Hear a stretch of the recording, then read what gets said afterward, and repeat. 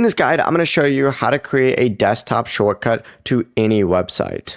This is Aiden from JustBoz, and before we get into this guide, make sure to like the video and subscribe to the channel with all notifications on. It really does help with the channel and it lets us know that you want more content like this, so we greatly appreciate it. If at any point throughout this guide you did have any questions, just ask them down in the comment section below and we can help you out further. I'm going to be doing my best to reply to every single comment down there. Begin by opening a Google Chrome or another web browser and go to really any website you want to add to your desktop. In this case, let's go ahead and say we want to go to YouTube real quick. Once you're on YouTube, it'll look something like this for you. You want to hit the three dots up in the top right corner, and in this section, you're going to see a bunch of different tabs.